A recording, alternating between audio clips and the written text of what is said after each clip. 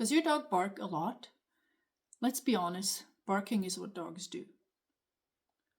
But imagine reducing or even stopping your dog's barking without using harsh methods or punishment. One big reason why dogs bark is because they do it all the time. It's a habit. By the end of this video, you'll learn 3 simple and positive strategies to reduce or stop your dog's barking without punishment. I've been there. I shouted at my dogs, "Shut up!" And not only did it not work, but it did not help our relationship, and it's just not how I want to live with my dogs. Now, instead, I teach my dogs to make better choices, and it's really not hard once you know how to do it. I'm Gisela Grieser. I'm a professional dog trainer, and I'm here to help you with your dog's behavior struggles. Let's dive right in and look at the reasons why dogs bark. Let's face it, barking is normal for dogs. It's how they communicate. It's a very natural thing for dogs to do.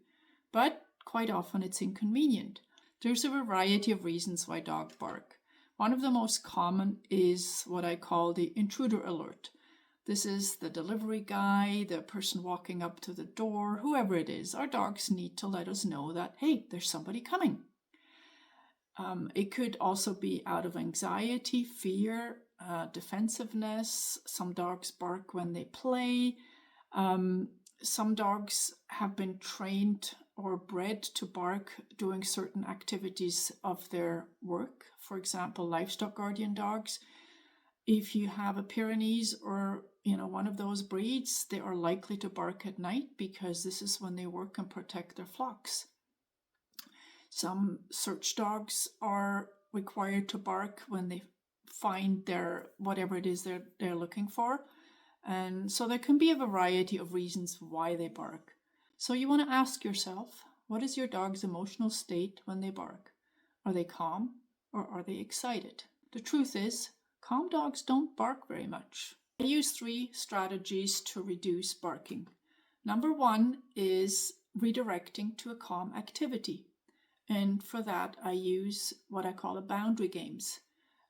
Some people call it mat training. There's many names out for it, but it's basically teaching your dog that being on a specific spot, like I use a dog bed for that, is a good deal. And they learn to settle there and be calm. So when they do get excited, I can redirect them to the boundary. So how do we do that? We start when your dog is not overly excited, and we're going to go over to their favorite spot. It could be a spot on the couch, no judgment here. We're going to start putting some food there, and they're going to think, oh, this is a cool place to be. And whenever they are on that spot, we're going to feed them. And it doesn't take them long to figure out this is a really good plan. And when they do get excited, especially in the house, then it's a lot easier to redirect them there.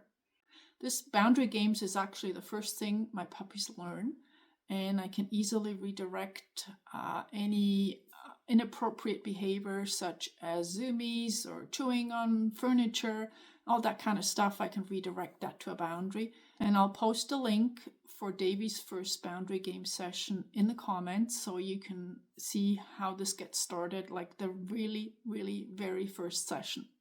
Every time your dog settles on a boundary, they are rehearsing calmness.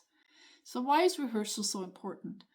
Dogs are creatures of habits, just like us. Whatever they do every hour, every day, they're going to do the next day. It's not going to magically stop. And trust me, I have hoped for that myself, and it never has happened. So instead, we have to do something about it. And we also know that just asking our dogs to stop a behavior does not make it go away, because we got to teach them something alternative, so something to do instead. So whenever they do something inappropriate, how about you go on your bed? That's just one example. And by being more calm, dogs learn to be more calm. Strategy number 2, we're going to use your dog's food to grow calmness.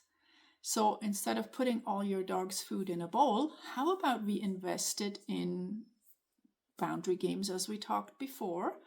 But I also like to use things like stuffed Kongs, or there are other food toys you can use, and some of them you can even freeze.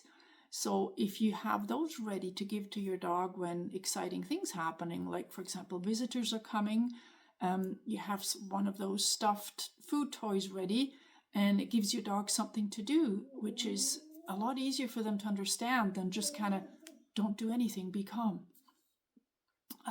Another activity that I really love is scatter feeding. And it's a super simple game. It's just tossing some food onto the ground, or if you're outside, into the grass. And some dogs have to actually learn how to sniff out food. But it is really good for their brain. It's a calm activity, and it's not compatible with, looking around, where's the next best thing that I could bark at. So try it with your dog and see. I have not seen a dog that didn't love it. We actually do it every morning for breakfast. I let all my 4 border collies out, and they get a good scatter feed in the grass, and we just start our day off on a calm note. Our third strategy is for the dogs that are sensitive to noises, that are always just listening. Where's the next thing? Is there a dog? Is there a car? Is there something coming? So we're going to teach them that noises are not that important. And to do that, I might just softly knock on a wall, like, and then deliver a couple of pieces of food on the floor or on their bed, or whichever way you choose to do that. I'll also do things like talking to imaginary people. I'll do that on my walks. I'll just look out into space and, hello, good morning. And my dogs at first, they're going to like, oh, what's going on here? Something important? And then I'll feed them something. And they quickly learn that, not everything matters. We don't have to react to everything.